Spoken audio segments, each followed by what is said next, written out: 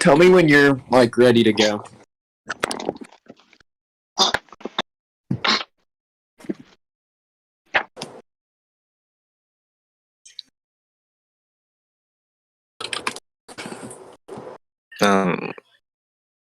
Is one of the moderators gonna start?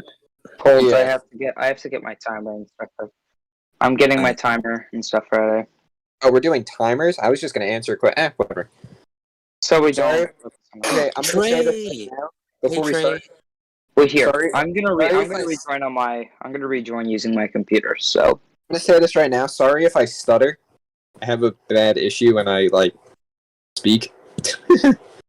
But when I speak for, like, prolonged periods of time, I'll start to stutter. Not the most fun get thing. my timer ready.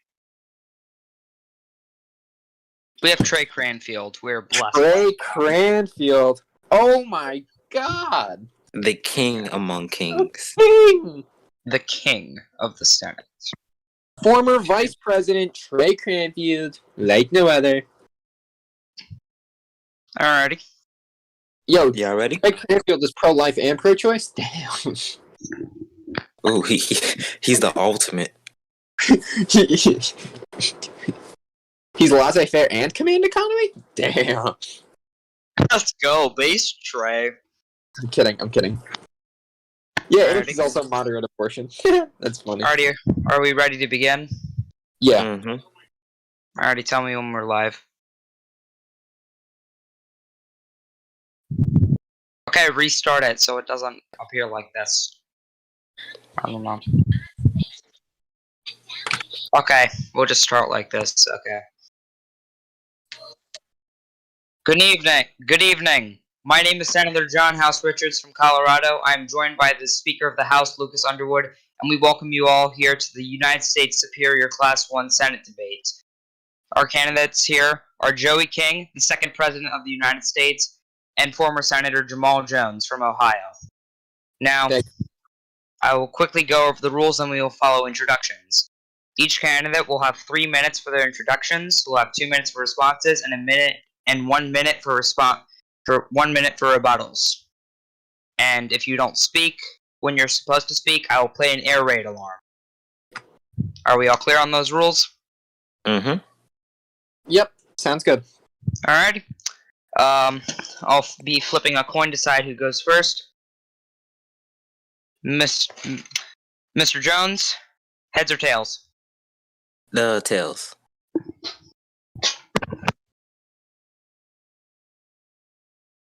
Tails. Mr. Jones will go first. All right. You will have 3 minutes, starting now. All right. I want to first say it is a pleasure to be here. I want to thank the Senator and the Speaker of the House and the moderator, Charlie, for setting up this debate. But now it is time to talk about Superior. The issues what affect the people of Superior comes in all various different answers.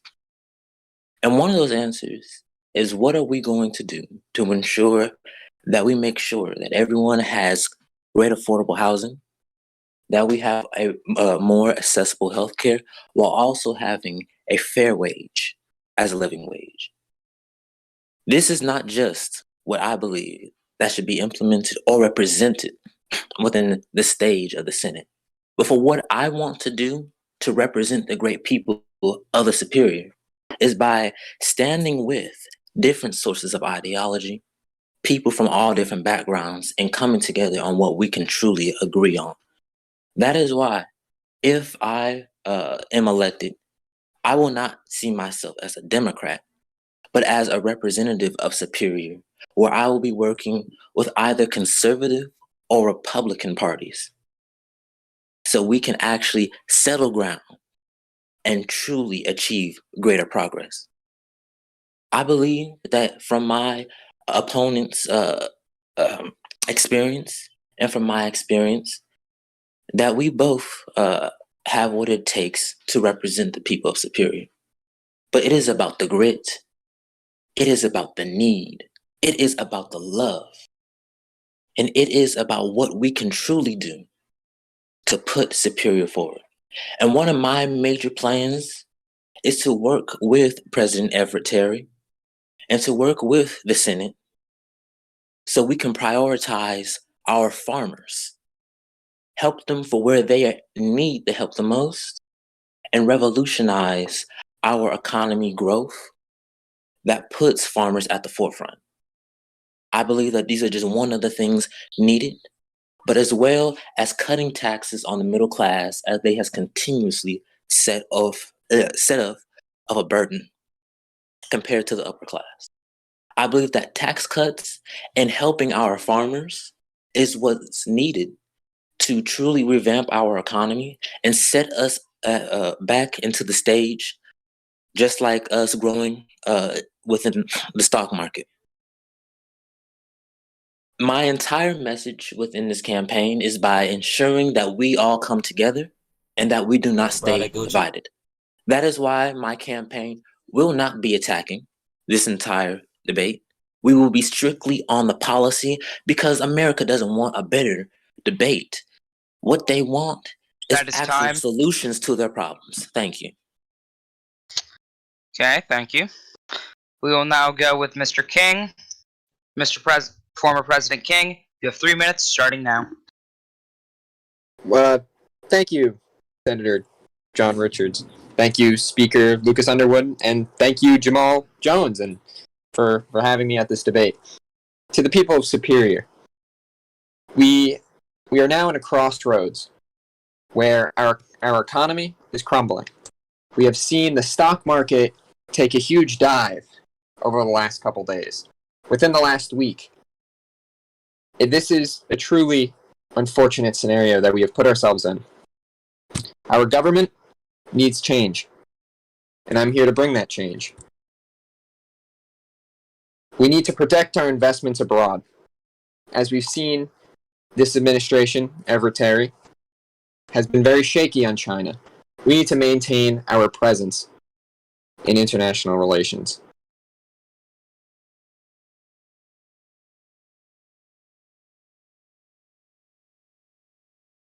As we move forward, I have some proposals.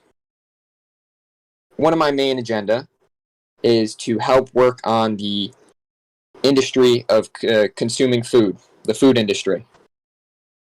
As we move into the era of fast food, food becoming produced that is unfit for the human body, I believe the government needs to regulate fast food so that we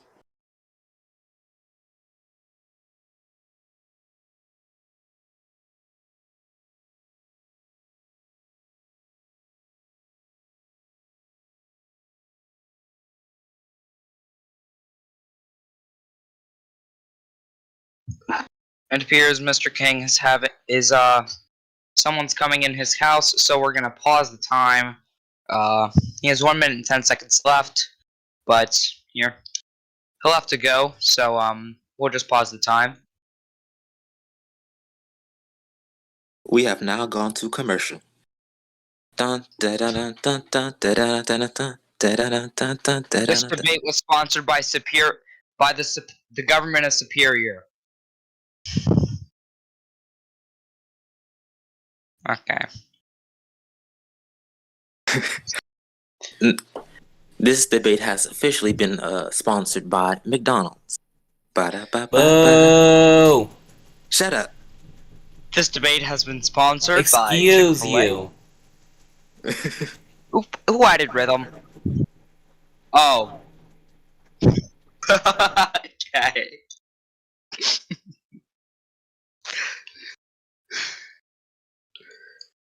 Yeah, I will vote. I will vote for Donald Trump. We will vote for Donald Trump. I will vote. No vote. I will vote. We will be adding on the record that Jamaal Jones has said we will vote for Jamaal. We will vote for Donald Trump. Suspending. Wait, what's going on while we stopped? Someone came in his house. Yeah, Mr. King has issues right now. Mr. King has a visitor. I think he's about to be assassinated. Mm-hmm. Oh yeah, Buddha. For Jamal Jones has hired agents to go assassinate Mr. King during the debate. Okay. For Donald Trump.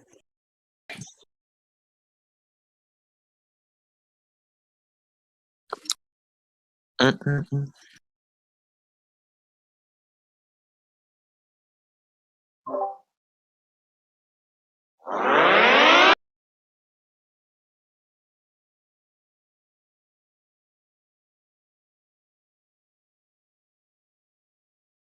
Okay. Wait. It just got real quiet.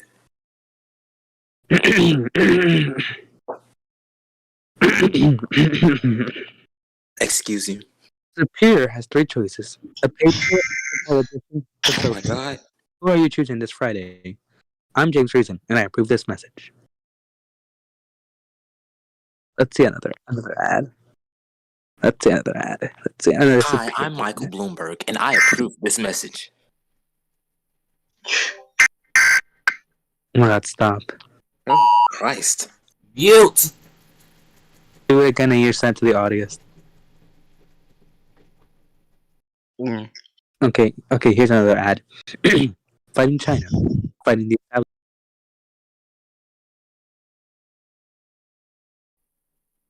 We'll be back shortly.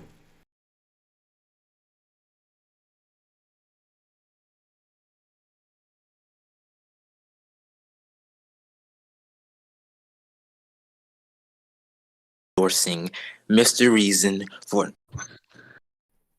You heard it here, folks. You heard it here, folks. You heard it here. You should not vote for him. Is this who we are? Is this what we represent? Mm-hmm. The air raid will be changed to an EAS siren. Without objection, and is so ordered.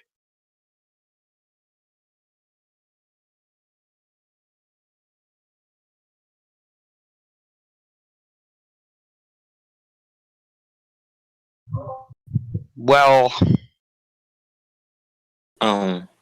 is Joey gonna come back? Who knows? We might as well. Oh, I don't know. Well, while my opponent is having a little breakup, I will talk more about my policy. No, wait. No. Shut the hell up. Shut the hell up. Shut the hell up.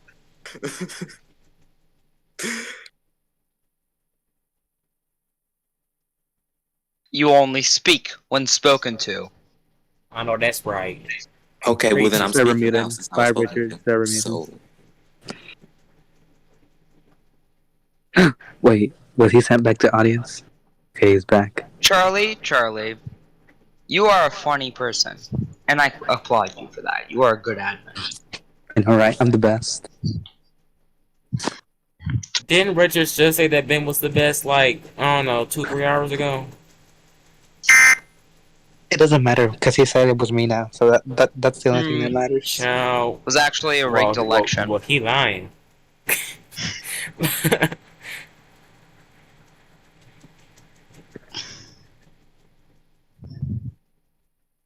Let's find more ads to read. can I send you an ad? Yeah, sure, whatever. Okay, stop. Please stop playing that hideous sound. Okay, we have an ad. The Democratic voters have officially spoken their voice, and we together have officially won the primary. But this is not over. We may have won the battle, but we have not won the war for change. Let's do this together. Join the fight. Let's win. I wonder who said that. Pay for money. Good for U.S. Congress. We will also be looking at an ad. Hold. We'll pull it up very shortly. Yo soy Tim Kaine.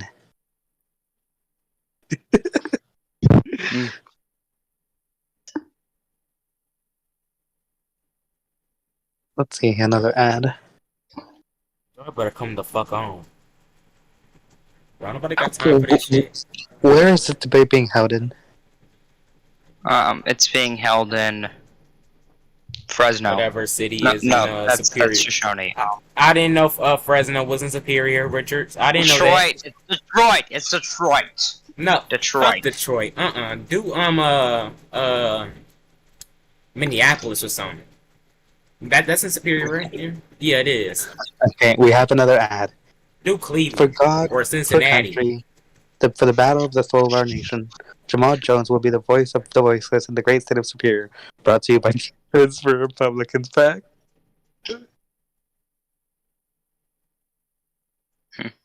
We will be having another ad. John Richards, not loyal to District 4, trying to leave his past behind in West Virginia. Voting against and filibustering the Floyd Taylor Act. I mean, Voting you did all against those abolishing things. the death penalty. You Does did not that support too. common sense gun control. And many more That's shameful also true. stances. And that's also true. This is why we can't trust the Democrats. This is why we election is can't being trust stolen. John Richards. This election is being stolen by Hugo Chavez and the Socialist Democrat of America. We also have another ad coming in. Edwin J. House rally in Fresno, California. Listen here. We need to prevent gun crimes across this nation. It is disproportionately hurting our African American We have neighbors. another ad. What Hurting we're our seeing African is Americans. more An systemic American, racism A since Jim Crow. superiorite, a business owner, and a father.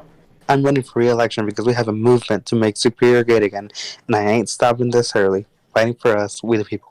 Hashtag 2 more years. Make Hashtag go Superior reason. great Pay for again. reason for Congress. Make Superior great.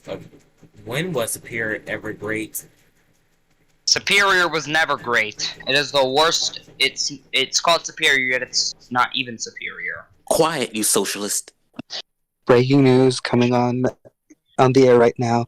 Monique Henderson has been confirmed to the United States Senate. Supreme Court. Oh, what the hell? Did she get What the confirmed? hell? Yes! What the Yes! hell? What the hell? God has answered my prayers. Hallelujah. If Mr. I know that's King, right. God is a woman. God is a woman. I do I know declare. that's right. if Monique Henderson is now the Hallelujah. next Supreme Court Justice. can that be a question I in the should be debate? about C. Can her confirmation be a question? Alert. We have another ad coming in. Okay. Liar. John Richards as a representative. Sick twice.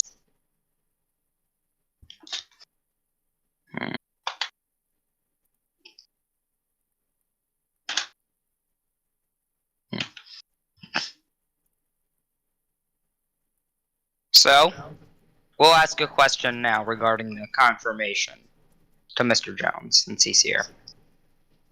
Mr. Jones, would you have supported or not supported the confirmation of Monique Henderson as Associate Justice of the Supreme Court? Well, thank you for that wonderful question. Firstly, it has already been shown that from the polling of newly confirmed Associate Justice Monique Henderson that over 80% of the country supports the confirmation of her. 81% of America nationwide. That includes a majority of Superior.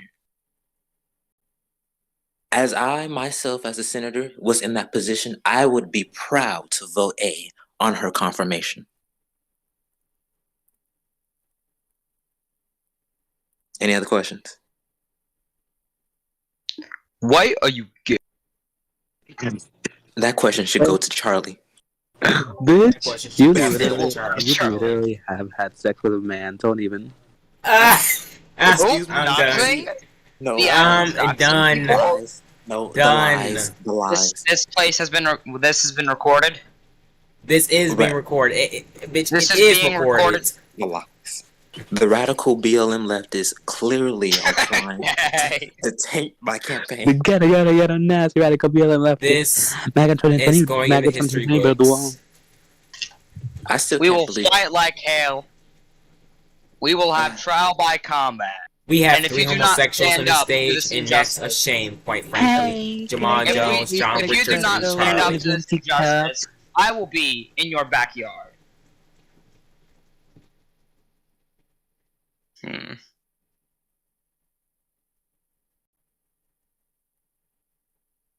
should we ask the questions yet?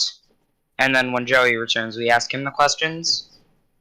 How about we come back late, like tomorrow afternoon, and then have a debate more earlier so more people can Happening join. now.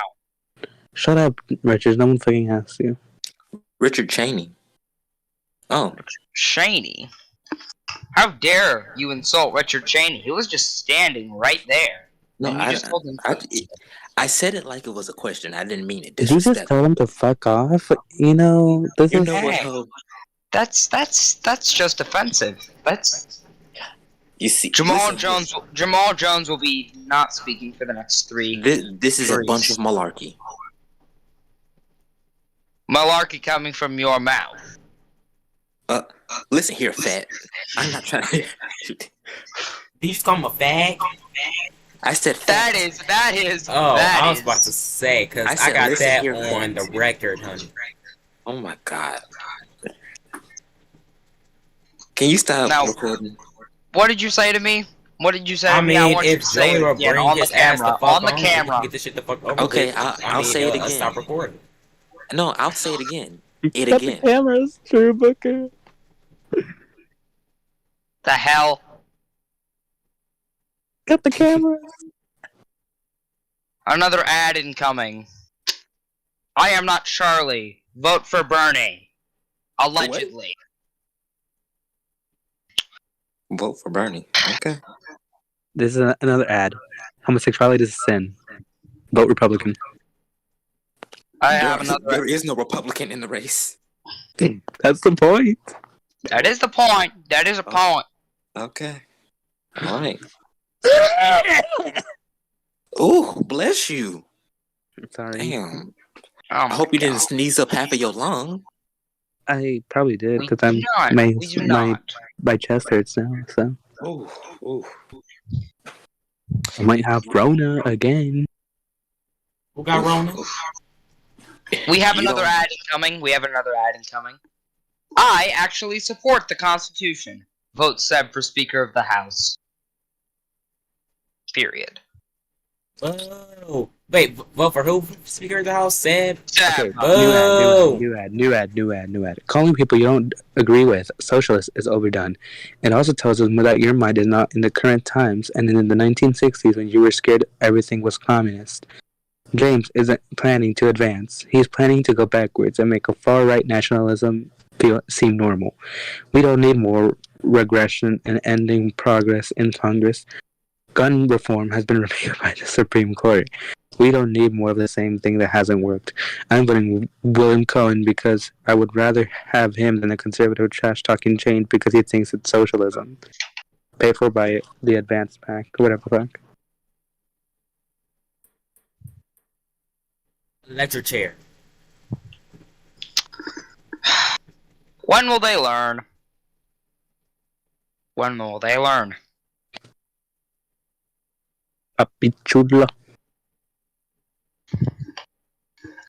You see, this is the problem we have in this country. Okay, are we going to cancel this? Because half the We have audience another ad. don't We have know. another ad rolling in. Vote for Jamaal and you will get a tax cut. Jamaal Jones for Senate, sponsored by the White Knights. No. It's by the NRA. I have a response. Okay, I have a response to book Bennett's ad. So here's my response. Joke's on you, asshole. My Okay, character was are born we in the gonna- 1960s. Never suck a dick. The House Majority Leader will suspend with that language. He will be moved back into the audience. I am the House House Majority Leader. Fuck off. This is not the House of Representatives. This is the Damn United it States is. Senate. Well, bitch, it is now. That was funny though. Okay, that was a funny clip. Okay, all right, goodbye. Anything that Mr. Reason says is declared not funny. Without objection, it is here so. If you support cutting taxes for the middle class, then Objection. you support Jamaal Jones. Vote for me. Wrong. I support If you- cutting taxes, but not yours. I'm not middle class. Exactly, commie. I said cutting middle class taxes. Well, cut all If you taxes. support taking away guns, then you support Jamal Jones. No. Exactly I support my guns. point. No, I support No, guns. you don't. How do you know? Don't lie. Okay, Don't lie. we You're end a this. The Democrat. superior debate is over. Okay. No, it is not. I have not concluded. Joey this. is taking forever. We've been waiting for like 30 fucking minutes. Big man, No, Joey. you're just impatient.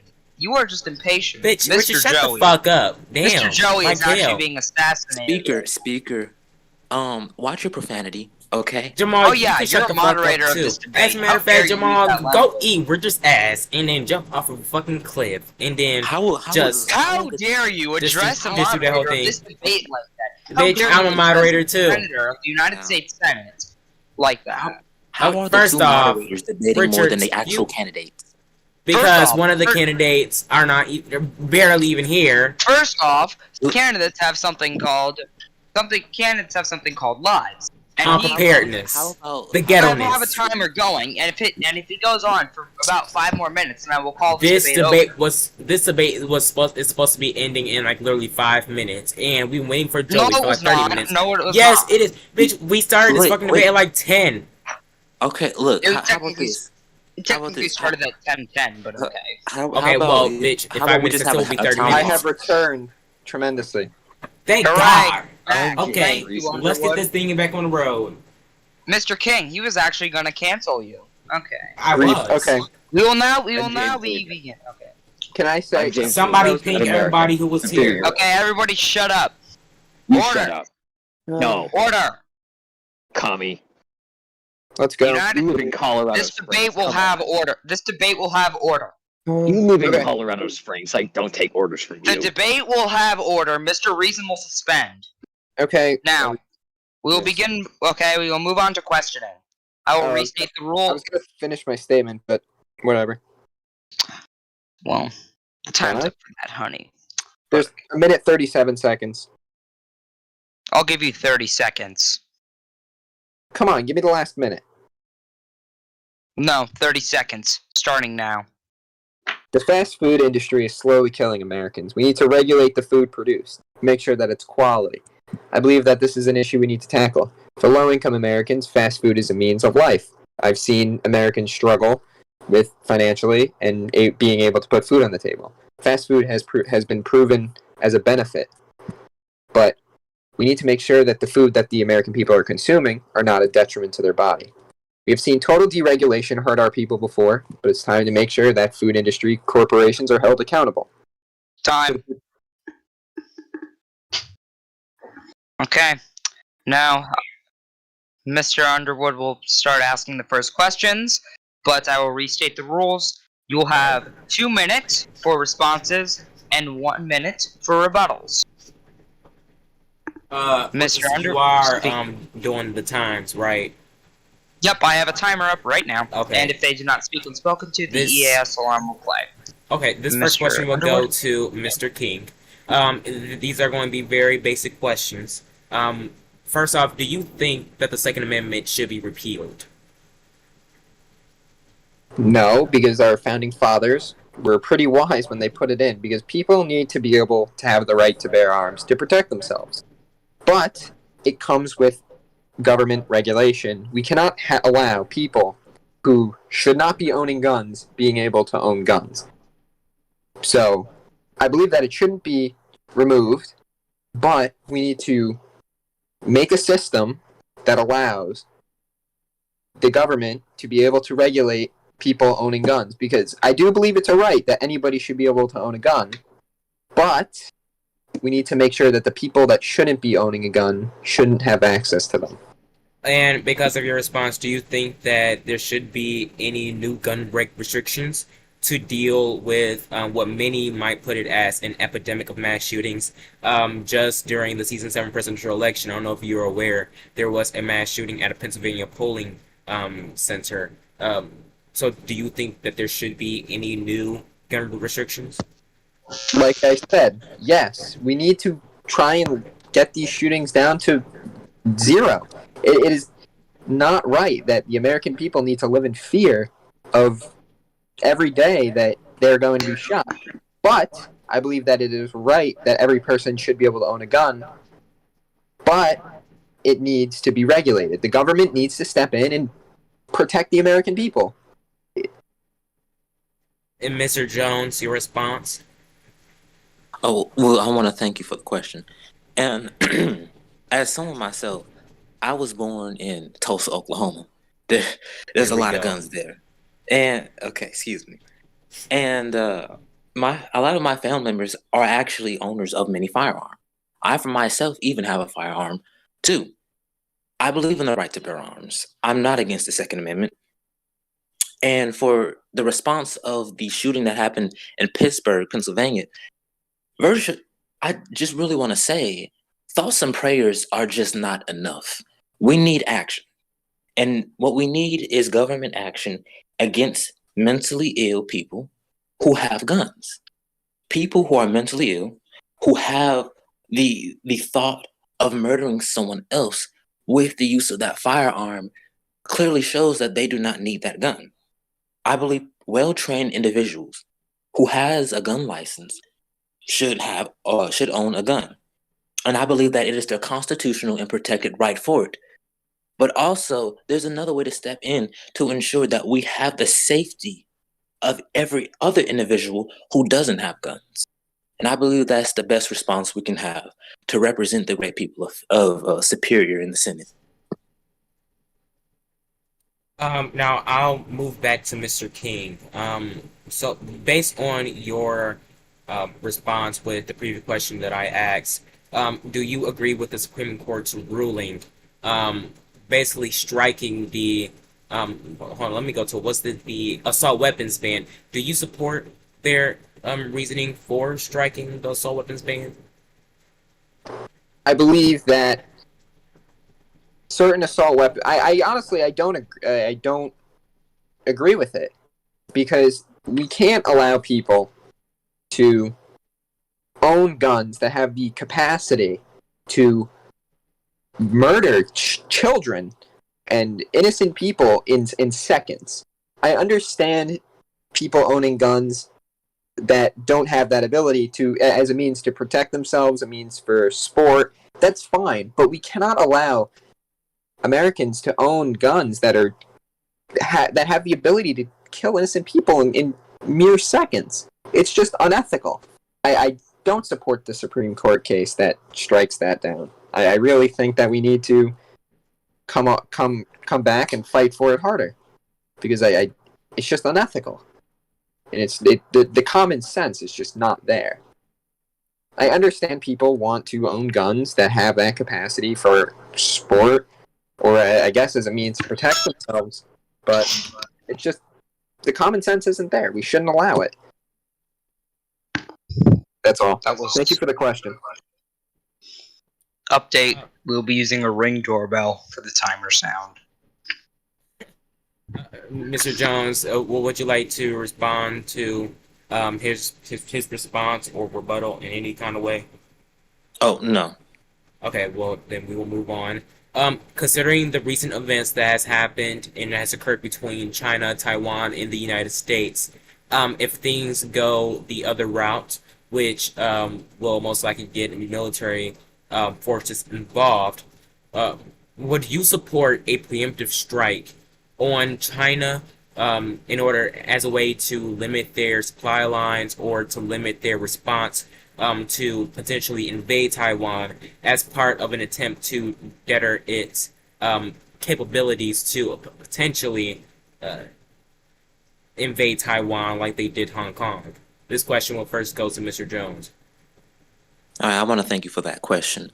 Now, firstly, when I was in the House of Representatives, I had actually proposed a bill that was passed by the House. I don't believe it was signed later by the president at that time.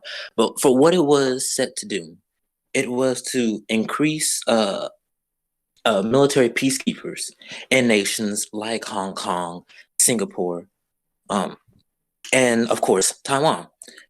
And I personally believe that when it comes to those countries, they should already not just be recognized by the United States, but they should be defended upon by their every sense of existence. When Harry Truman was the president at the time, and we had faced the debt of communist China taking over the mainland, and the Republic of China going into Taiwan, he told them outright that if you do anything that hurts the people of Taiwan, we will attack you. He said it plain and simple. Mr. I think that Jones. we should have a strong response when it comes to when it comes to Chinese militancy, and we should defend the people who stand by democracy. So is that yes? Yes. Do you support President Terry's efforts to deploy troops and to create a naval blockade around Taiwan to better the Chinese capabilities? I believe what he did was the most peaceful thing that he could do at that time, but I personally think that we should do a lot more to ensure the protection of Taiwanese citizens. Do you agree with him basically giving up Hong Kong in exchange for Morocco and Greece? I personally disagree with him on that matter, but he is the president of the United States, and he made the decisions on what was best for him at the time. And we can all have disagreements, but for what's right is that we stand by our allies and we ensure that Americans also get defended if anything tips over the scale with China. I hope that answered your question. Hold on. Okay, this question will go to Mr. King. Basically the same question. Do you support the United States conducting a preemptive strike on Chinese forces as an attempt to better its naval capabilities as well as its capabilities to prevent them from invading Taiwan? I think as the job of the United States and how it always has been, we've been the protectors of democracy.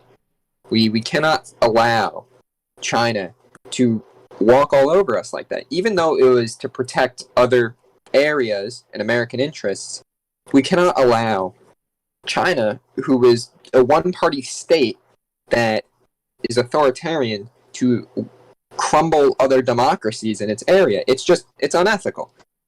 We cannot allow it. And I don't support the president and what he's doing, how he's picking one area over another. It's just, you're letting, these are people we're talking about. These are people with moms, dads, brothers, sisters, sons, daughters, people. And we're just letting China take advantage of the weak president to just take back areas that they used to hold. But we cannot allow it. Okay, so just for stand confirmation, democracy. that is yes to that question, correct? Can you restate the question? The question was, do you support the United States conducting a preemptive strike on Chinese forces as a way to better its naval capabilities and their capabilities of invading Taiwan? Personally, I would not like to send our young men and women into fight, but I say we should try and get the most peaceful route possible, but if it requires a strike, we're going to have to do it, because we cannot allow democracies to fall. Because what's stopping China from taking over other areas if they know we're going to let them? But yes, I do support it. This next question will go to Mr. Jones. Do you believe that the country should move closer to single-payer government management healthcare or further away and enact new healthcare systems, or keep the current one that we have, Brian Care? I personally believe when it comes to healthcare, it should be a state issue. States have issued their healthcares before, and I know when it always comes to nationalized healthcare, one side is always in disagreement towards the other side who may be into agreement of that idea. I personally believe that if you want your healthcare, you can have it. If you support a single-payer system of healthcare, then I believe that you should be going around trying to get states to approve of that matter. And if states approve of that matter, then we would have regions that support a kind of healthcare system that best suits them, and a healthcare system that best suits another kind of people if they have their own other opinions of it. I believe that we shouldn't just take one official stance when it comes to healthcare. I believe that if you like your healthcare, then you should have it. I believe that healthcare is a right for all individuals. And if you cannot afford healthcare, so is that a yes or a no? It is neither yes or no. I'm being middle ground on this issue, and it should be on the state's decision. So you don't believe that there should be a single payer government management healthcare system, and you also don't believe that there should be a public option. That's not what I'm saying. I'm saying Okay, that then I answer the question, believe yes or no. Do I, you believe that a country should? Do you believe that the United States should move closer to single payer government management healthcare, or should we move further away?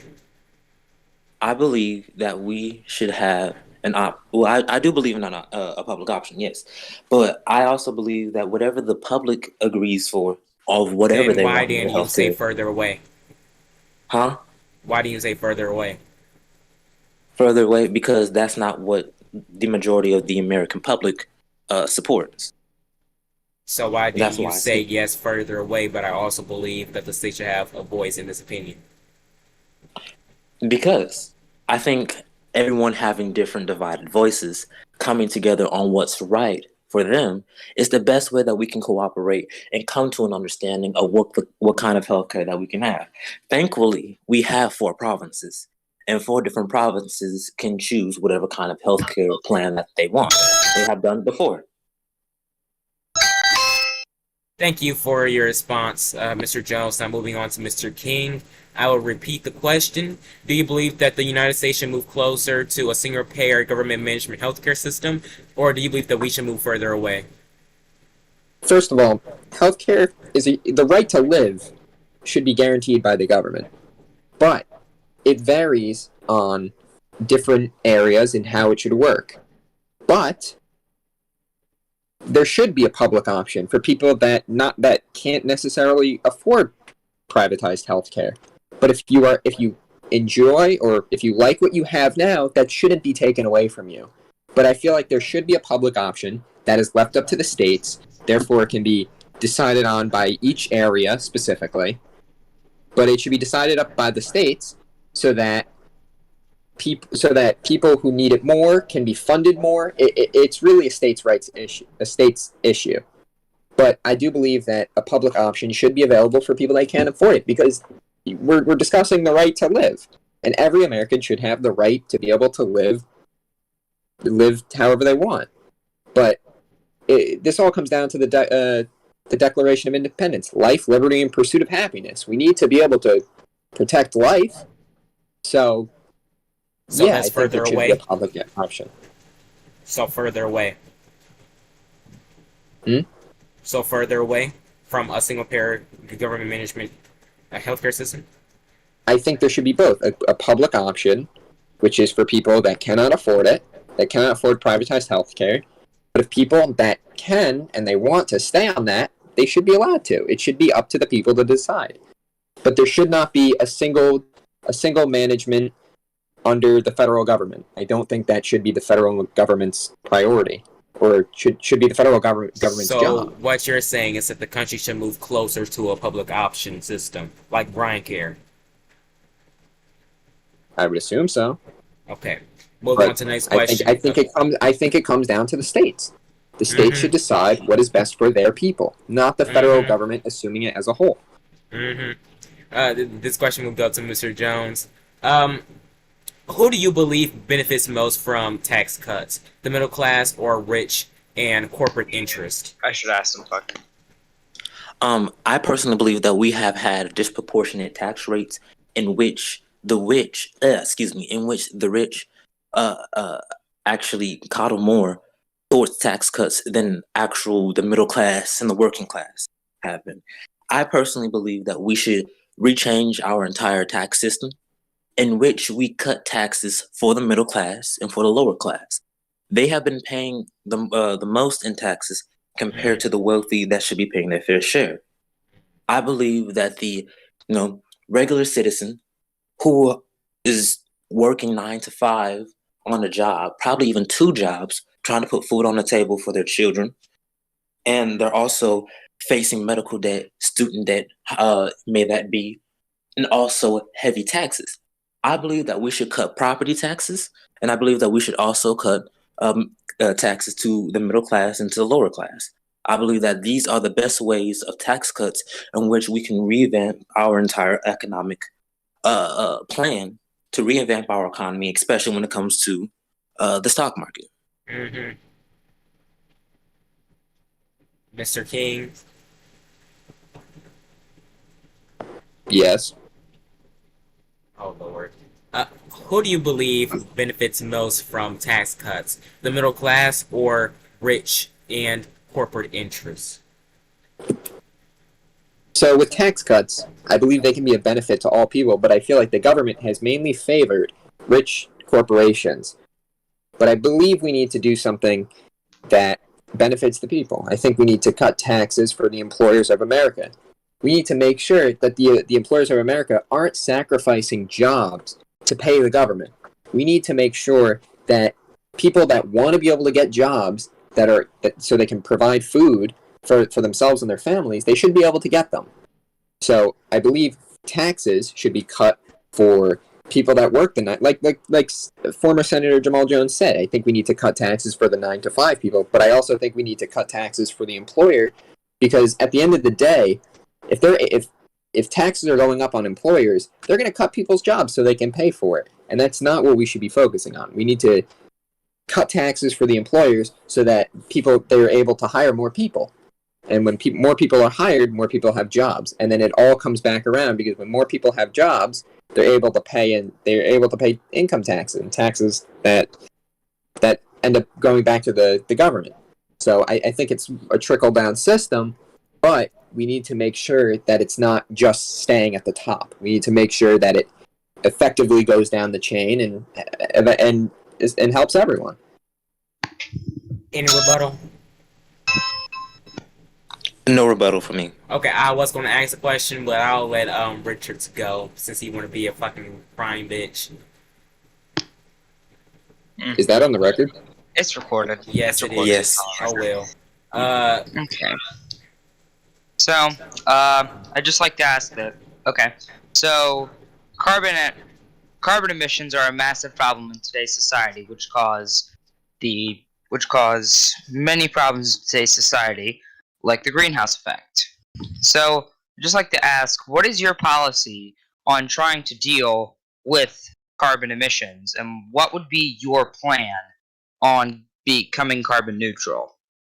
We will start with Mr. Jones. You have 2 minutes. All right, thank you for that question. Personally, I think everyone here already knows that climate change is an existential threat towards our environment.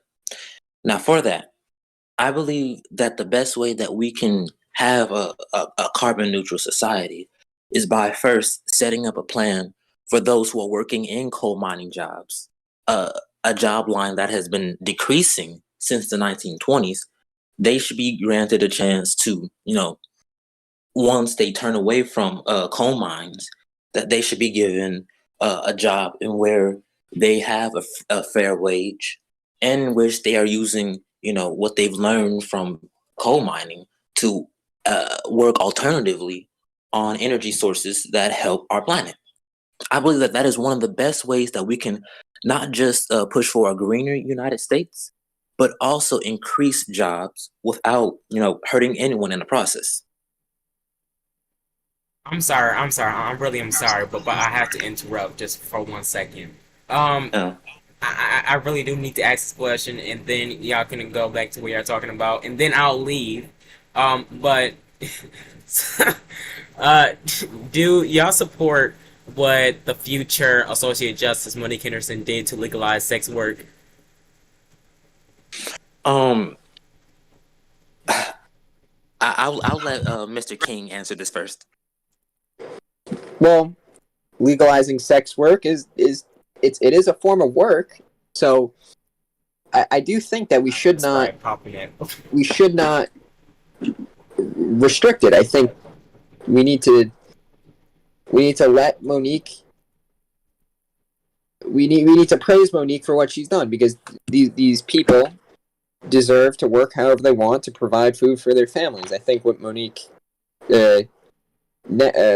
what former President Monique did was good. I think it's a good thing. This is a delicate issue, because we don't want to, with sex work, we don't want to pass around sexually transmitted diseases. We don't want to have that. But I believe that it's a good thing, ultimately, because it allows people to provide food for their families. No matter, it's a means of work. It is. But I think what Monique did was a good thing. So I thank her for it. So you believe in people popping their coochie and their pussy for some money? As a matter of fact, Speaker Lucas Underwood, I do believe in people popping the coochie and the bussy, as you put it. I'm done. Okay, let me get off of this. You said it, Mr. Speaker, not me. I'm done. Okay, let me get off of this. Okay, Richard, go on ahead. Pussy do be popping. Adios, mio. I know Adios, that's mio. right. Oh my god. Yes, you do. And that's on Mary and all her little lambs, okay? Do I have to There will answer be that? order. There will be order. Okay. Now, I'd just like to ask that we refrain from talking about that subject in this former matter of debate. There are children watching. I'm Anyways. sorry, Senator, but I am just quoting what the Speaker said.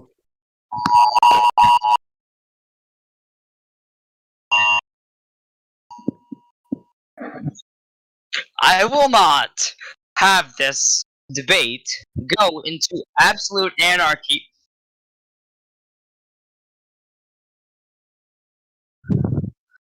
Okay. So, is Charlie in here? Senator John Richards, maybe we go back to the carbon We're neutral going- question, please? Of course, we're going back. Thank you. I believe Mr. Jones okay. So, Mr. King, I'll ask the same question that I asked Mr. Jones. What is your plan if you have one on the problem of carbon emissions? And if you have a timeline, when would you go carbon neutral? You have 2 minutes starting Thank you now. for the question. We need to be able to transition our government from carbon-based to renewable energy, but I believe this should be a slow and gradual process so that we don't see mass layoff of workers. So I see, like you said, with the timeline, I would encourage this be slow and gradual, so it doesn't damage our economy so suddenly, so that we cannot recover. I believe people that work for carbon based industries are essential, and they need to have those jobs to put food on the table. But I think the government should put investments into transitioning to renewable energies. But I think we need to make sure that there are enough jobs to transfer all those people over so that they can still put food on their table and be able to provide for the families. I don't want to see the government make the jump so quickly so that we lose millions of jobs. It cannot be done too fast. It needs to be slow and gradual. And I think over a couple years, maybe 10 years, we should just progressively just move towards that goal. But climate change is an issue that we need to address, but we need to make sure that the American people are able to provide food for their families.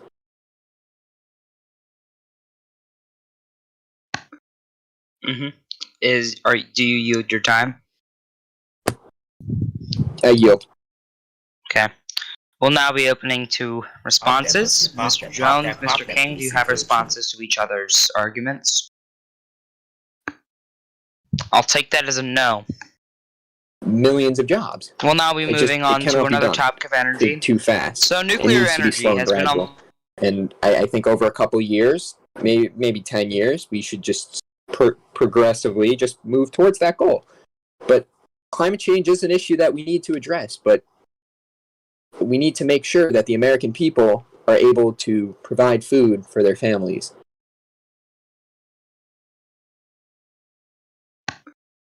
Do you yield your time? I yield. Okay. We'll now be opening to responses. Mr. Jones, Mr. King, do you have responses to each other's arguments? I'll take that as a no. government regulations on nuclear energy and government mandations on nuclear energy. You have 30 seconds. Or 2 minutes, 2 minutes. I'm sure nuclear energy could be considered. I personally don't believe that the government should mandate anyone to use nuclear energy at all. I think that it should be decided upon that location, no matter if it's the city, the state, a small organization that wants to change their energy sources to ensure that nuclear energy is more, cheaper or more affordable. I personally don't believe that the government should go and get involved and say you're mandated to do exactly this, even though you have other cheaper ways of pushing towards a more renewable based energy source when it comes to green energy. I assume you yield. I'll ask the same question to Mr. King. Mr. King, nuclear energy has been on the rise. Private corporations and companies are starting to consider it, and some have started using it. Do you support nuclear energy and the benefit? Do you support nuclear energy, and would you support government mandations and regulations of nuclear energy usage? 2 minutes. Well, I believe that the government should not mandate that we need to use nuclear energy. We should not be mandating that. But I believe that the government should support investing into nuclear energy. I think it has the potential to be a great benefit to the American people. But we need to make sure that it is safe, that it is reliable, that it will prove to be a benefit, like I said. But I don't think the government should mandate it. But I do believe that it has the opportunity to be beneficial to the American people. But the government, like I said before, should not be mandating it. I yield. Alrighty. We'll now open the floor to responses. Do any candidates have responses to either arguments? No. I'll take that as a no from Mr. King as well. I'll be moving on to our next topic, which is agriculture and farmers. So, in Superior, there is a small number of people in the agriculture industry, and there's a small percentage of people who work in the agriculture industry and rely on agriculture to survive. What would you say to the small percentage, the small minority of farmers in Superior, and how would you protect them from, and how would you support their rights and protect them from the big corporations? You have 2 minutes. Mr. Jones, you will start. Thank you for that great question. Now, this is what I'll do. I will go to those great places like an Iowa with those corn farmers, and I'll say this. I'll pat them on their shoulder, and I'll say, "Listen here, Jack. I know that you're hurting, and I know that what's going on with those greedy big businesses are not right for you. But guess what? I have a plan, and it's called the Farmers Rescue Plan. What this plan will be built on is giving breathing room towards small farmers so they can be given more help to the government if they want the help. I also believe that we should reduce the hold large corporations have over small businesses. Because right now, when it comes to farmer subsidies, over 50% of farmer subsidies are going to larger farmer-owned businesses that don't need the subsidy in the first place. The whole idea of farmer subsidies is to help farmers so they can have a leg up if they are dealing with like financial downturn. Right now, we are having financial downturn, but only for the bottom and not the top. We should change that and make sure that we put the little guy first. We put small businesses first. We put farming back into the scale of what is truly growing of our economic system and put farmers at the forefront of our economy. I believe that this is one of the best ways that we can reinvent our entire agricultural system and that we can really have a country working for the better.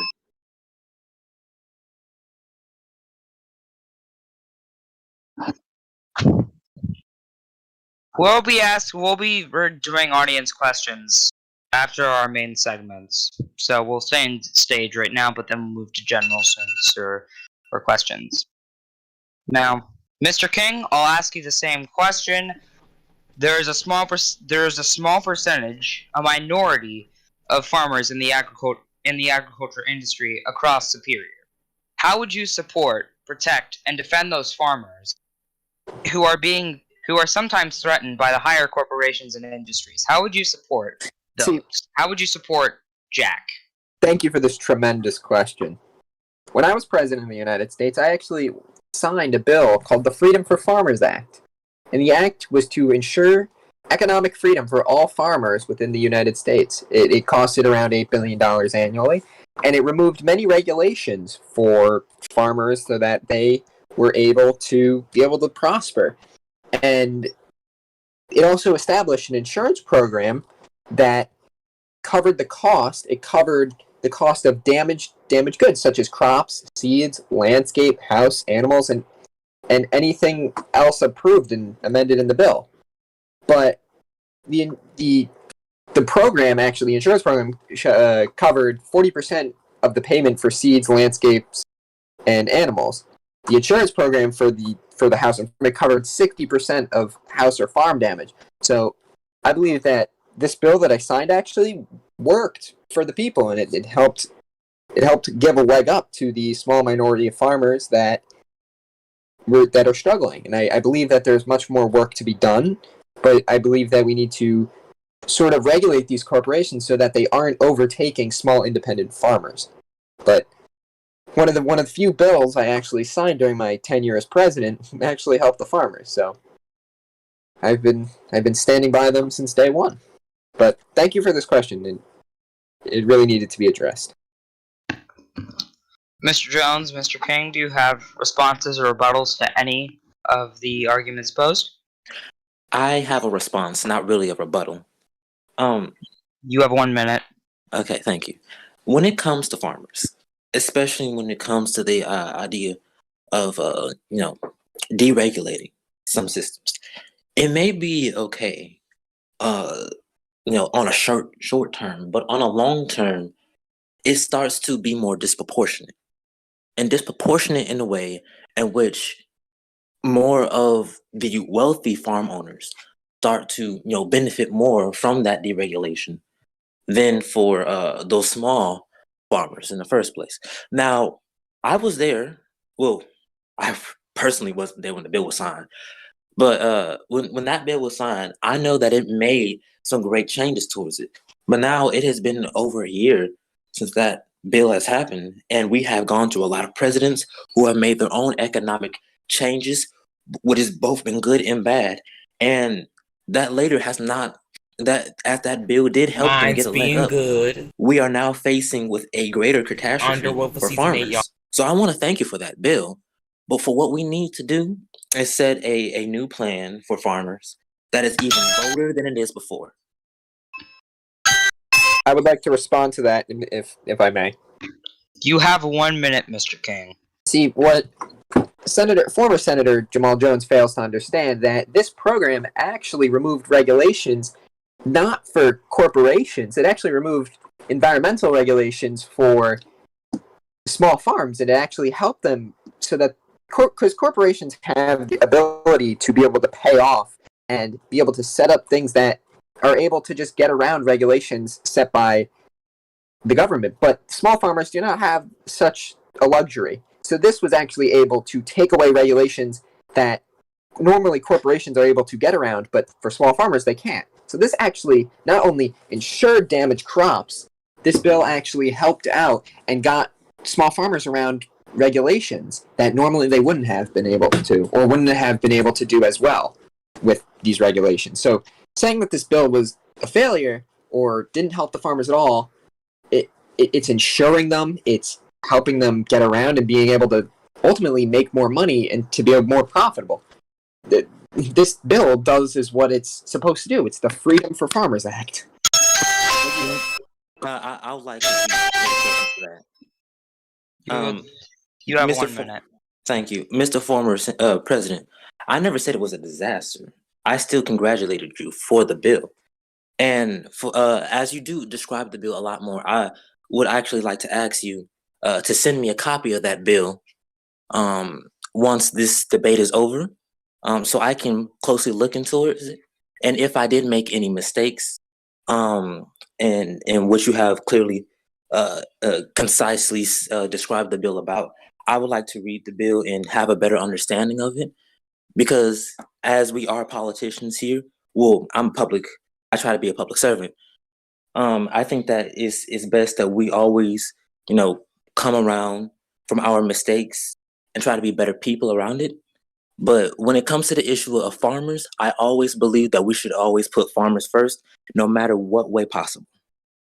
I couldn't agree more, because the independent farmers of America are definitely one of the backbones of our economy. So I couldn't agree more, and I would be more than happy. Okay, goddamn. Sir, we're having a civil discussion here. You'll have 1 minute, Mr. King, to respond. Oh, no, Thank you. But like I was saying, I couldn't be more than happy to send you this bill. I believe that the insurance program that this bill provided, that this bill was sponsored by Representative Jacob Ainsley at the time, Senator Harry Bennett, and it was written by Jacob Ainsley, sponsored by Harry Bennett, and it was co-sponsored by Everett Terry and Tim Scott. I believe that this bill, even with the insurance program, it helps out a ton, because it's able to cover areas that farmers lose money on, such as damages. Damages of crops is a huge issue for farmers. So the fact that the insurance program is able to cover 40% of seeds and animals that are damaged, and the insurance program also can cover 60% of house and farm damage, it's actually amazing for farmers, and I believe it's doing what it's supposed to. And I believe Jamaal Jones would agree with me that we need to work on promoting the farmers. We need to make sure our independent farmers are getting the help that they need, so they don't succumb to large corporations. Corporations that employ America are great, but we need to make sure that our independent and small-owned businesses are able to flourish in our economy. I yield. We got this whole debate sound like a circus. Is our debate being drone striked? That's what it sounds like. That is live feed from our drones in China. I am going to duck under my podium for safety. Yep. Okay. Sorry. Okay. So. Okay. I'll regain myself. We'll move on to the next topic. So. Thank you, sir, for moving on. All I ask is that you have a bit of composure. Please. Next question, please. Okay. I'm sorry. Product Okay. So basically, our next topic will follow. So, what is an issue? Let me find it. There's a little thing. Well, our next issue will be regarding infrastructure and transportation. So, in Superior, some of the jobs. I'll rephrase the question, so it doesn't sound crazy. In Superior, there's, as you all know, the big cities of Detroit, Chicago, all of those. They spread around, and they're all connected. In Superior, there's large highway systems and large interstates that run through the state. So I just have to ask, what would be your plan? What would be your plans to further the infrastructure, to further the mass infrastructure that connects Superior via railways, roads, and highways? Mr. Jones, you will start. You have 2 minutes. How will you further the infrastructure of Superior? I personally believe on the campaign trail, when now President Terry and Vice President Romney were speaking on the issues of ensuring that we have safe, better roads, especially when it comes to infrastructure itself, the public transport of Chicago and places like Detroit, as they were, one of the toppest of shape, 20 or 30 years ago, they have really gone down edge. Now, it's not because of the city itself, but because it has not been funded as it used to be, it has been neglected, and the people that are using it they're putting out a lot of responses saying that this needs to be addressed, this needs to be fixed. Why isn't this being fixed? I mean, we can talk about the types of roads that are causing endless car crashes, especially when it comes to outer Cleveland. I mean, issues like this itself, especially around larger cities, are what we really see the issues of our infrastructure truly, pushing towards a degrade level as we are seeing now. If I was elected senator, I would actually have a meeting with the president of the United States, the vice president, and any other representative that would like to talk about the best ways that we can have an infrastructure plan that pushes on public broadband, that ensures that we invest more within our roads, especially when it comes to building schools, because this is what is needed to have a more building back together society for America. And that is what I support.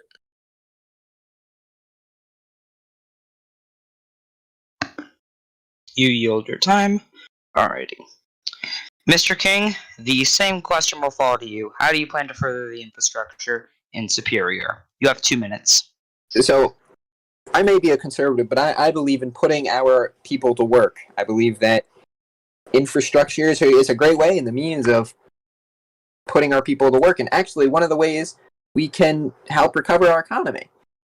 But we need to make sure that instead of causing a deficit within the budget, we need to make sure that we are adequately able to afford this. We cannot run a deficit in our budget in order to fund. I would support a major infrastructure project to put our people back to work, but we need to make sure that we can fund it. Okay.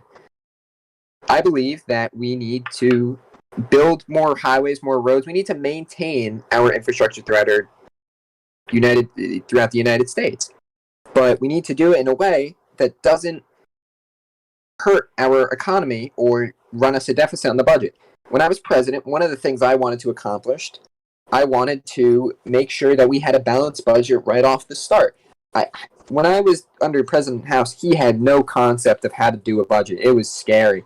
So I wanted, when I became president after that whole disaster, I wanted to set the country straight by putting a balanced budget that makes sure that the American people, the taxpayers, the taxpayers of America, can rest assured that we are responsible with their money.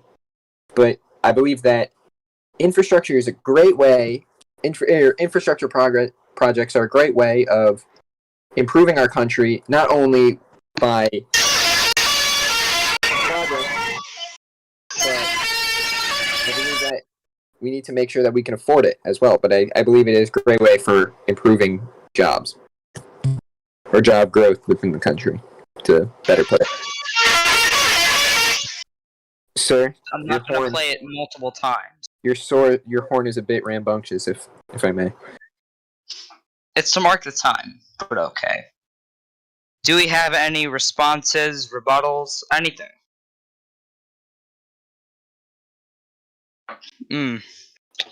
Well, I'll move on to my final question, and if the Speaker of the House has any more, or if he does not, then we'll move on to guest questions. So, my final question being, what is your view on... So, currently, what do you think that the current budget... Do you support the current budget proposed... Did the President release the budget yet? Does anybody know that?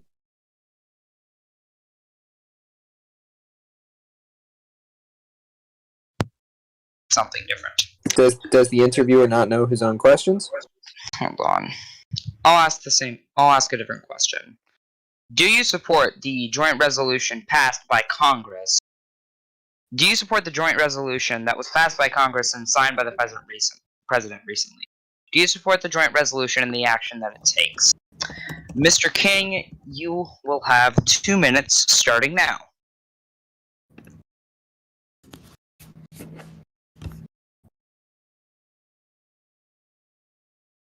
Well, the joint resolution grants emergency powers to the President of the United States to take swift and forceful action against the People's I asked Republic of Mr. China. Jones. Wait. You said Mr. King.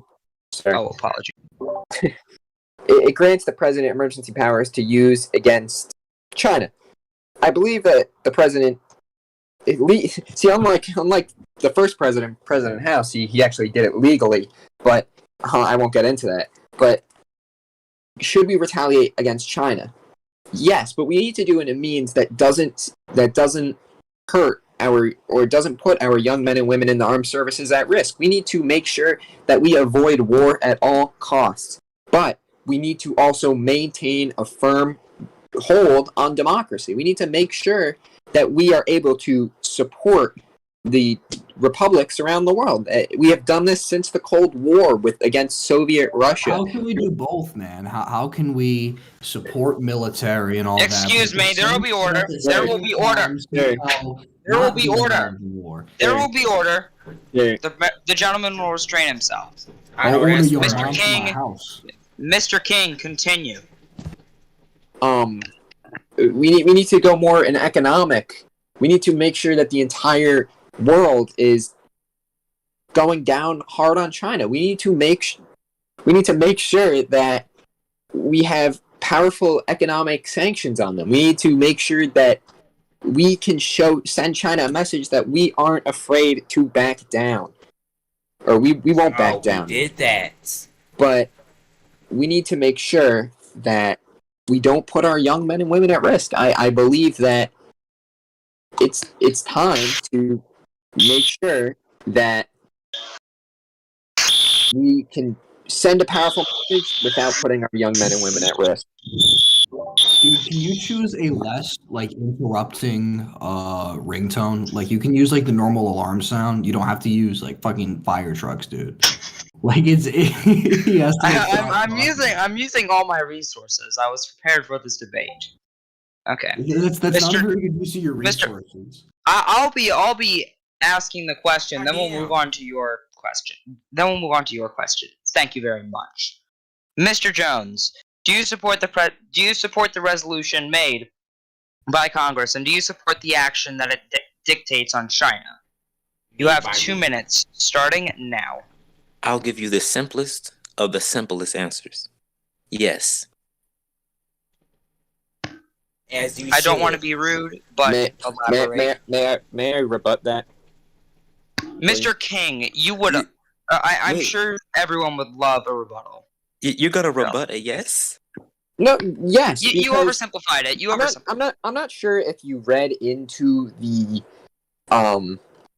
resolution, but this grants the president to deploy up to 200,000 armed troops of all branches. So you are basically, from that yes, you are encouraging the president to send our young men and women overseas into a very tense situation, which could break out in conflict, which could cost thousands of lives. Mr. King, to take a more watchful approach, but with that King. yes, it seems like that's what you're doing. Mr. King, for the last decade that the United States has been within foreign policy, we have always gone through issues like this in the ways and the words that you have put it yourself. Personally, I believe what Congress had did was what they did towards their best judgment of what the president would do. From what we now, for what we know right now, he isn't too keen to send over 200,000 soldiers at once at China. I personally believe that we should stand against China at any way as we see fit, but Congress has the power to take away the power, the emergency powers that they granted the president in the first place. I trust Congress judgment, and the reason why I trust Congress judgment is because right now the conservatives have a majority, at least in the House of Representatives, and from what I hear from some conservatives, they aren't really too keen about the president himself, yet they also played a part in granting him these sorts of powers. So if part of the Conservative Party, part of the Republican Party, and part of the Democratic Party believes in something like this, I will say, okay, let's give him a chance. But if he goes out of line in any way, Congress has the power to make a decision. May I say something as the person who wrote the resolution? Oh my God, you're hurting my ears. May I rebut this, please? You have 1 minute. From what it seems like, you are willing to blindly follow your party because they support this. Unlike, I wouldn't support this at all. I don't want to put our troops at risk. This isn't a hard concept to understand. There are economic ways to hurt China and retaliate against them. But why are we going to send our people in there to basically play guard dogs? Can I finish? Go on ahead. The Congress is appropriating emergency appropriations $40 billion to the United States Department of Defense. This costs our taxpayers $40 billion just for this one conflict alone. I think the president should be able to go via economic routes, but putting our troops at risk and spending an absurd amount of money is just kind of ridiculous. But we need to have insightful and reasonable discussions on this, because we need to make sure that what we're doing is the right action to take. Okay, I would Richard, if I may say something. Okay. Richard, oh my God, May I please finish what I wanted to say? I'm sorry, I'm getting a call. All right, that's the time. Okay, Senator Richards. Richard, may I say something as a person who wrote the resolution? Order. Moderators, We'll have order. Are we civilized, or are we civilized, or is this the House of Representatives? Thank you. I want to know who said we should legalize prostitution. The Supreme Court Justice nominee. Alleged. No, I think he's talking about you in this call. One of you guys? Yes. That's you? We should legalize prostitution? Senator Richards, may I answer his question, please? No, because I got to rebut what he said. Order. We will have one rebuttal from Jamaal Jones, then one rebuttal from Joey King if he wishes to continue. And then we will move on to Mr. Chase's questions. Are we all in agreement? Thank you. No. Mr. Jones, you have 1 minute. All right, thank you. Gracias. All right. Firstly, I'm not being into beholdens of any party. I'm not being loyal to any party. I'm only being loyal to the people that I'm going to represent, and that is Superior if elected. I'm saying this in the best option possible. And we are not at war with China. There was no war declared on Chinese soil. This is about their imperialist actions against Taiwan specifically. And I trust Congress's judgment because they voted in a bipartisan way. It was not a partisan decision. It was all parties decided on it. If they believe that he has, if they trust him to do something like that, then that's on them. I did not vote on it. I'm strictly saying that we should let this play out for a little while. And if either side deters from any sort of this traction, oh my God, goddamn. Sorry. You know what? Nah, skip my whole rebuttal thing because that just took me out of a loop. May I respond to what he said? You may respond to what he said. You say you want to represent. You say you're representing superior rights in Congress, but you're prepared to send young men and women who live in Superior to Taiwan and all these places to, quote, de-escalate tensions by sending troops. That you're doing the complete opposite. You're basically in Congress. If you're allowing this, you're granting the president a blank check to send troops and do whatever he wants to do. As Congress, we need to oversee the president, make sure that he is not going outside the realms of being ethical.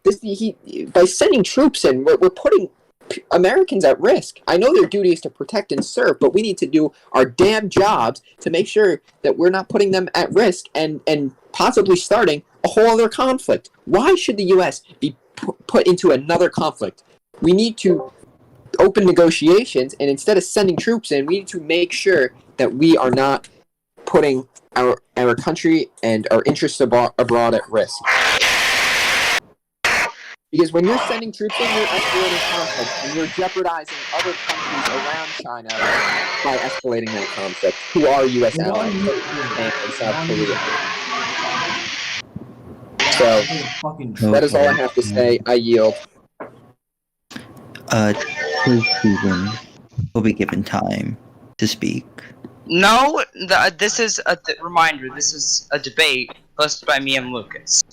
Now, I believe this is a debate, and Chase is present. Chase has a question. Mr. Stevens, let's talk your about question is important, but we have Constitution one because I think it's really Mr. Stevens, I remind you that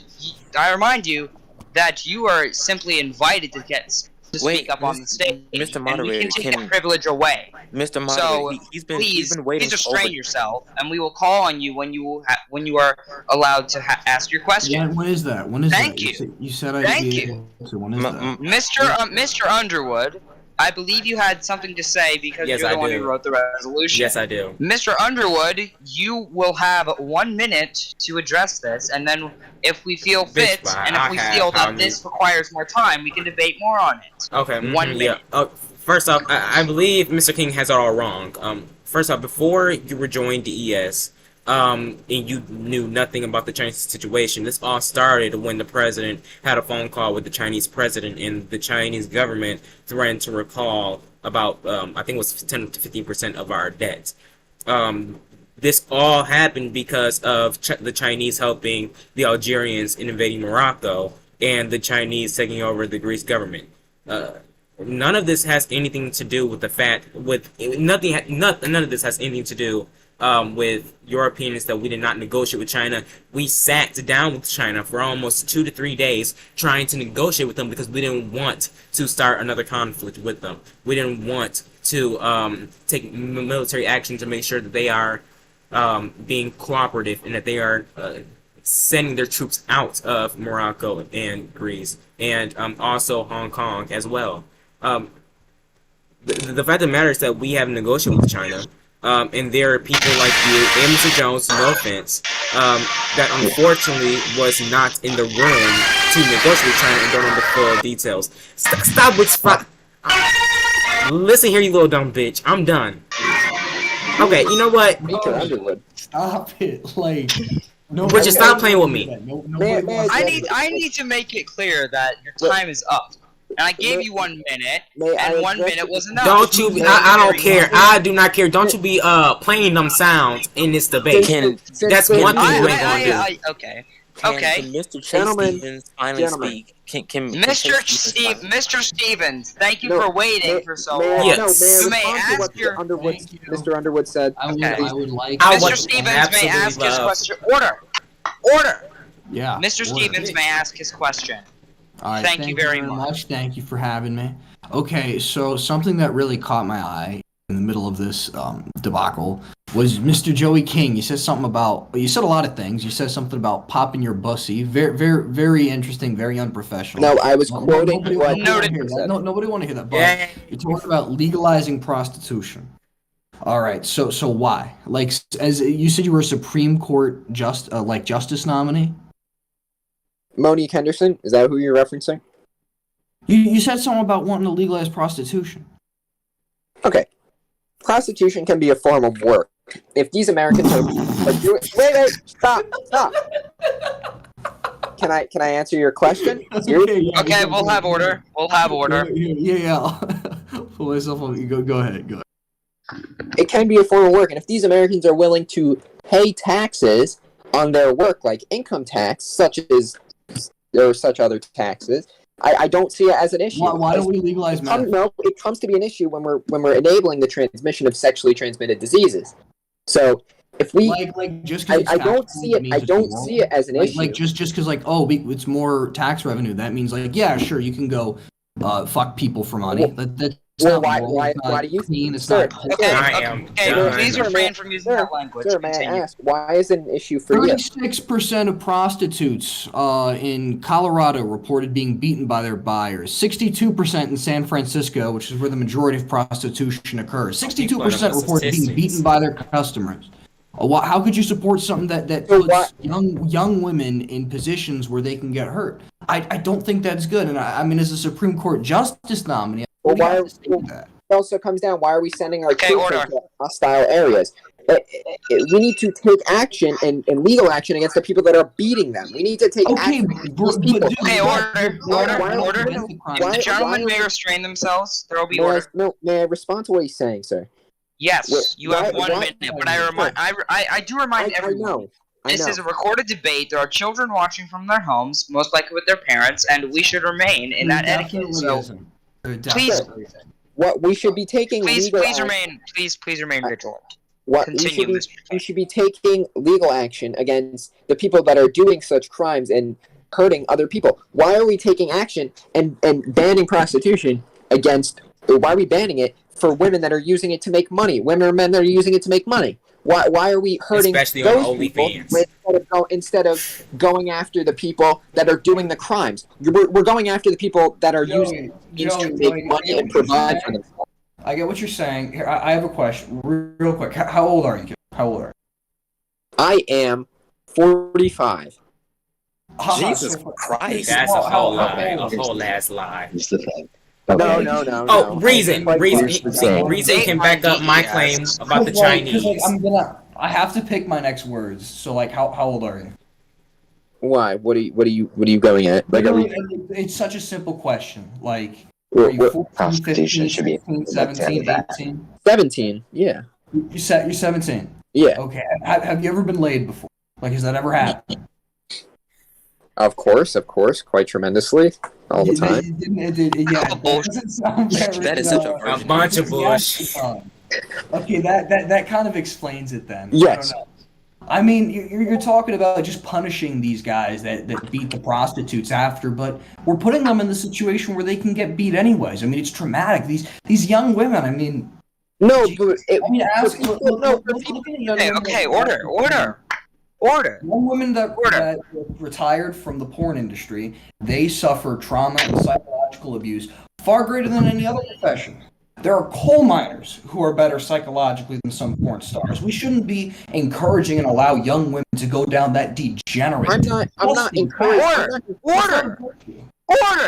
I know. If you don't want me to bring back the notification sounds, respond to when I call order.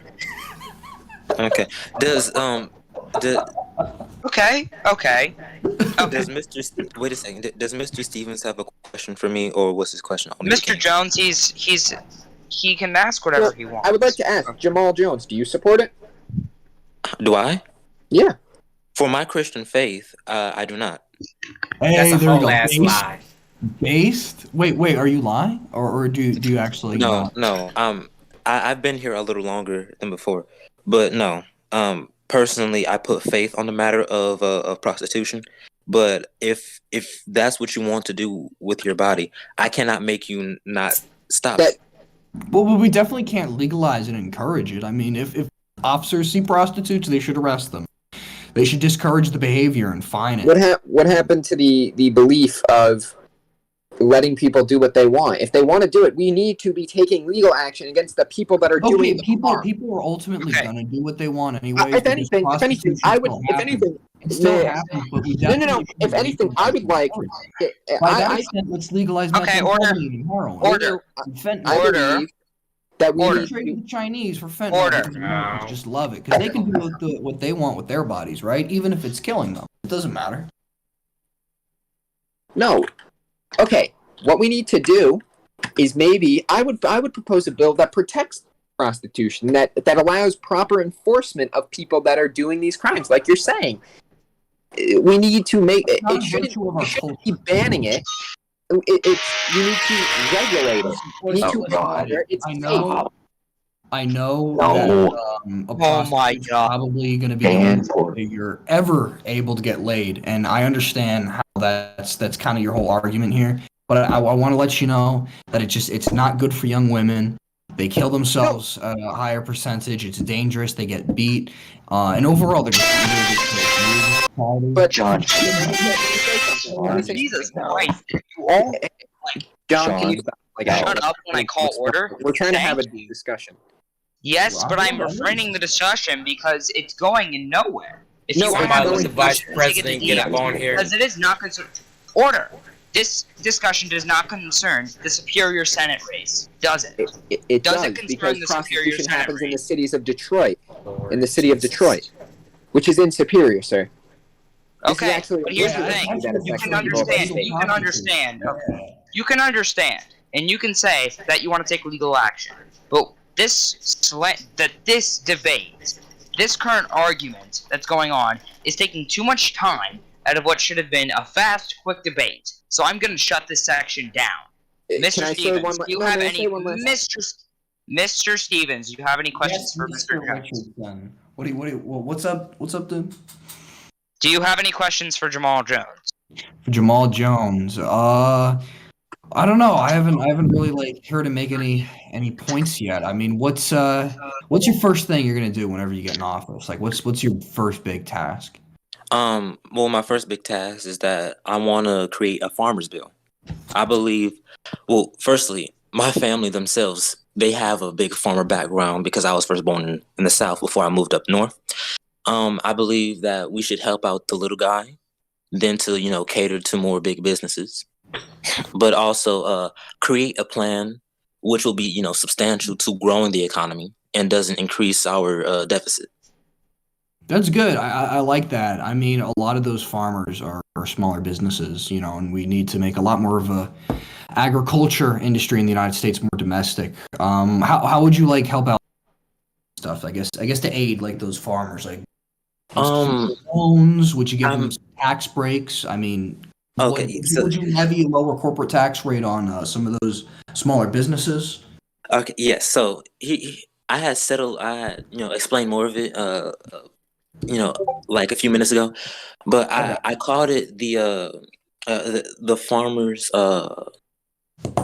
It was the farmers something that I was in a moment at that time. Sorry, but basically it was going to be a part of us cutting taxes for the middle class and working class, ensuring that if we continue to be upholding towards farmer subsidies, that it should be focused on small farmers that actually want the help from the government. I don't think that we should have government mandated programs, anything as that. I think it's all should be optional. I think also if a farmer wants to help, if they if for what they are getting right now, which is if they are applying for farmer subsidies, it's not coming very proportionately towards them as disproportionately as coming to farmers that really don't need the subsidies. And I think that should be changed a little bit. And I would So, like like, to how would you change it? Like, would farmers would it become more so like centralized in terms of need or yeah. desire? I don't know. I feel like it would be difficult to meet a farmer who's like, yeah, I don't want to take a check from the government. Like, who wouldn't want to take a free check? Yeah, so yeah. What do you I think mean by don't really need it? Like, would that mean some farmers don't get it anymore? Because well even though if they want it, they don't get it? Or I personally don't think if there's like a big wealthy farmer business that's like worth, let's say hypothetically, 5 times more than a small farming business that really doesn't have that much money, and if they apply for subsidies, I personally don't think that they should get more subsidies compared to the smaller farm. I believe that it should be evened out. I don't believe that it should be disproportionate in a way where the higher with the farm with the most income gets most of the subsidies compared to the farm with the least amount of income. Are you kind of catching what I'm getting? I mean, so you're gonna redistribute it based on income? A little bit, But I do Well, want to. why not try and gear it more toward? Okay, can someone remove rhythm because that's a big That sounds like distraction. socialism. No, okay. Woo! So, Mr. Stevens, if I am elected as Superior Senator, I would actually like to get your info on if when I do propose this farming bill, because quite frankly, I think we need everyone from all political spectrum, from all the political spectrum, to give their input on what is the best way that we can help our farmers. And Why not like target certain farmers that are facing a drought? that's Specific true. areas where the United States is like falls behind South America, I guess, on creating products. You know, like there are a lot of really cool businesses. Like there's one here in Kentucky that is like learning how to make a lot of vegetation and plants in a manufactured facility where we can make a lot of fruit and vegetables make outside of the U.S. right here in the U.S. So I mean, stuff like that would really be able to use U.S. something that we can benefit Well, from long term. So I mean, does that interest you? Like, is that something that you might? Oh be yes, on? I'm open to any type of way that we can have a plan to help our farmers. And if you have any sort of plans, I would be grateful to put it on the table. It's very specific. May I add on to that, Senator John Richards? Or no? Like You have 30 seconds, and I'm calling this section. Personally, what I would like to do is farmers when they start their farms or they have a lot of debt. And you know what we need to do? We need to make sure that independent farmers who are making not too much money are able to pay off that debt and are able to make enough money to provide for themselves.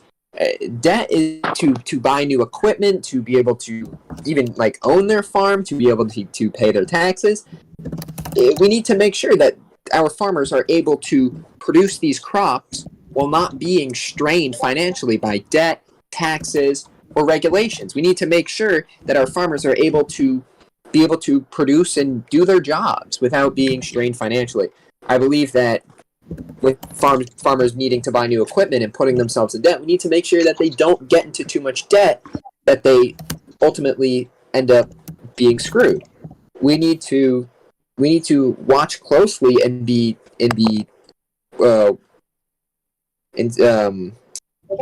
insightful, and we need to pay attention to activities of independent farmers so that they aren't being overtaken by corporations. But I believe farmers putting themselves into debt is a huge issue that plagues them.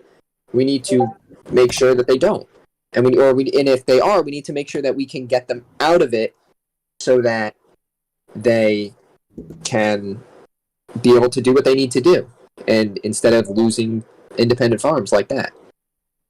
But I feel like we should do this for smaller independent farmers that are making under a certain amount per year. I would have to do more research on it because I want to be able to know who and how I can help them instead of giving it to the major corporations, because major corporations are good. They help employ a lot of people, but we can't give them too much leeway so that they can brush small farmers. I just wanted to add that bit on because that's just my personal belief. Alright. Okay. I believe that this section will be finished. Okay.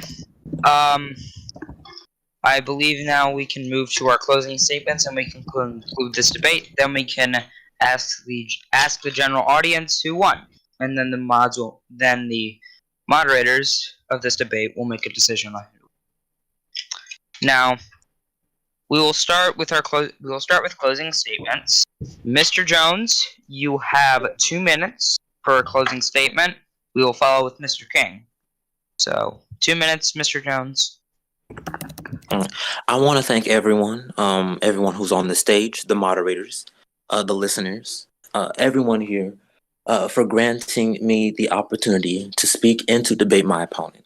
I respect my opponent, and we did go into a lot of disagreements. Well, not a lot, but a few disagreements. But quite frankly, what this debate is about what do you want the future of Superior to be? We both have our own different ways of doing it. We both have our own opinions of ways of doing it. But one of the biggest things that I want to represent Superior is the idea of freedom itself. Freedom from mass taxation, while also the freedom to choose when it comes to your healthcare. Because healthcare should be a state issue. I also believe that we should truly prioritize the issues of farmers while also finding the best way to ensure that we have a growing infrastructure, that we help our workers when they are needed, that we revamp our entire economic output so we can have a better growth when it comes to the stock market. I think that these are just regular things that is needed. And especially when it comes to foreign policy, we must continue to show that America is withstanding the protection of democracy and democratic nations. I also believe that we should not go into war immediately with any sort of nation unless there is probable cause. We should not put our soldiers at risk of dying of a war that it really isn't that too beneficial towards the United States in the first place. We must prioritize the United States first. We must put America first.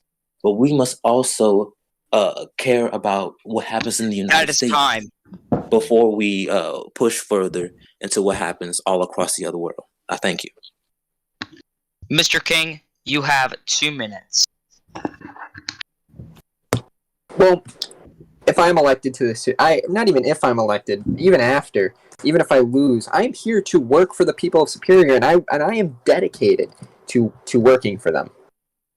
Not as a former president, not as a senator, but as a citizen of Superior. I would like to first off thank the moderators Richards and Underwood, and I would also like to for moderating this debate. I'd like to thank Jamaal Jones for being here. It was truly a pleasure debating you.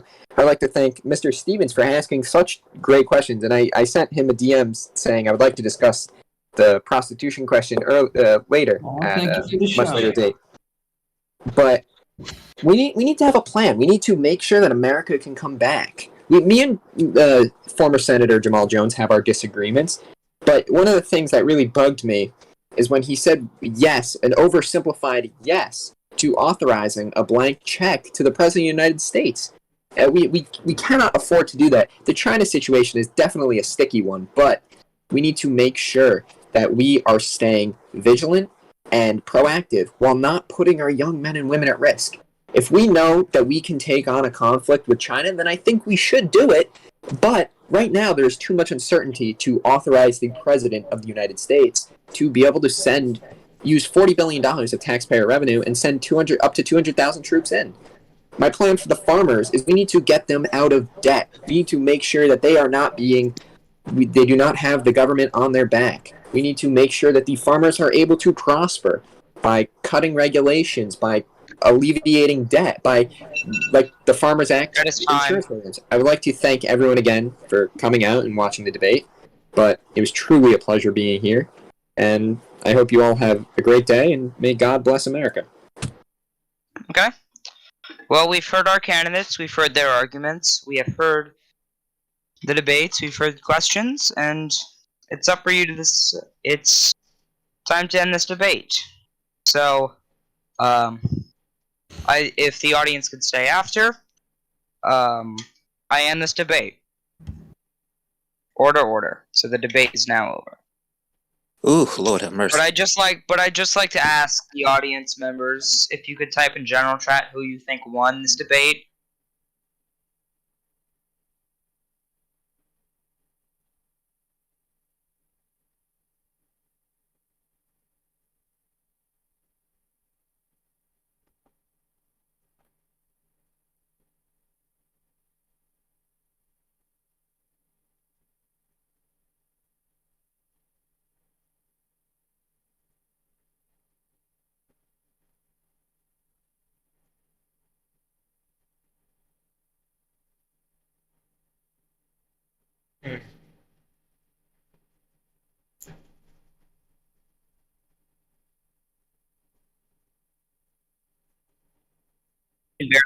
That prostitution comment actually made me embarrassed.